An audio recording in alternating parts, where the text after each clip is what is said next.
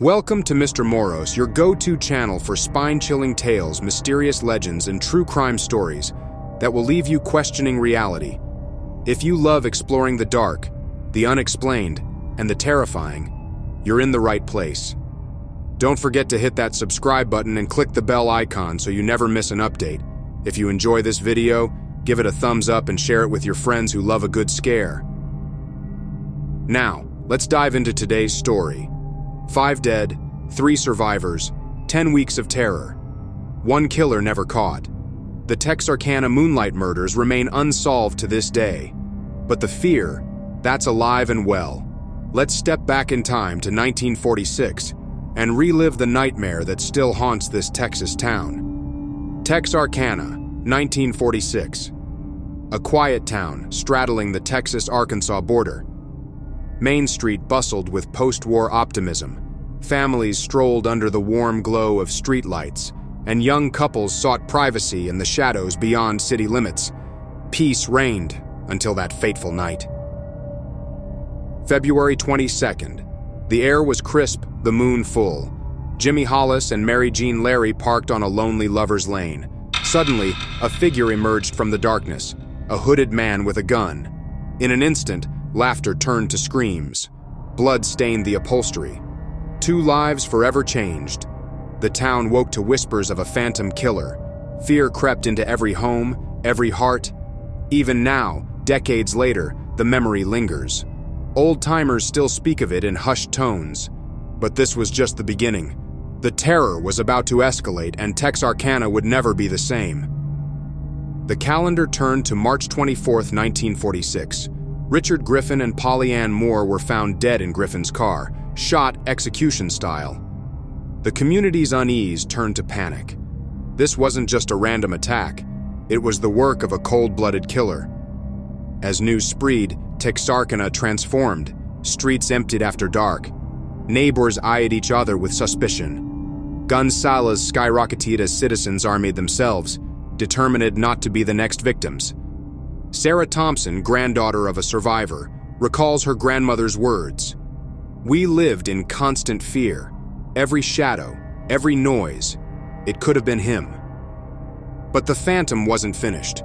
On April 14th, Paul Martin and Betty Jo Booker fell victim. Booker's body was found posed against a tree, a chilling sign of the killer's growing confidence. The town was in full crisis mode. Local historian John Davis explains, "Overnight, Texarkana became a ghost town after sunset. Curfews were imposed, but people were too terrified to go out anyway. It was like the whole city was holding its breath, waiting for the next attack." The media fanned the flames of hysteria. Headlines screamed about the Phantom Killer, a name that stuck and haunted the collective imagination. Wild theories spread like wildfire, each more outlandish than the last. On May 3rd, the unthinkable happened. Virgil and Katie Starks were attacked in their own home. The Phantom had crossed a new threshold, shattering what little sense of safety remained. No one felt secure, not even behind locked doors. A local officer from that time, now retired, shared, "The calls never stopped. Every creaking floorboard, every twig snapping outside, people were convinced it was him." The fear was suffocating. 10 weeks, 5 dead, 3 wounded, and a town forever changed. Even today, Texarkana bears the scars of those dark days. While the streets are no longer empty at night, an undercurrent of caution remains. The Phantom's shadow still looms large in the town's psyche. The hunt for the Phantom Killer was like nothing Texarkana had ever seen. Police from Texas and Arkansas joined forces with the FBI, determined to catch this shadow that terrorized their community. Roadblocks went up, suspects were hauled in for questioning, and a cloud of suspicion hung over the town.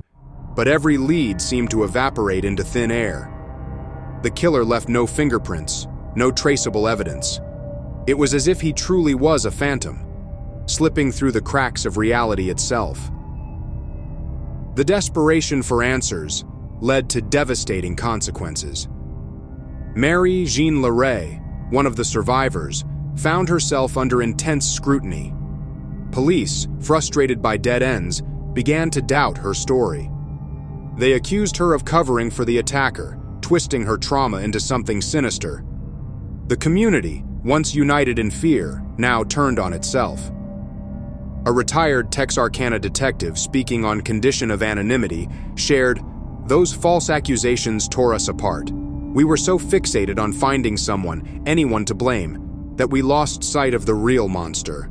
It changed how we approached cases forever."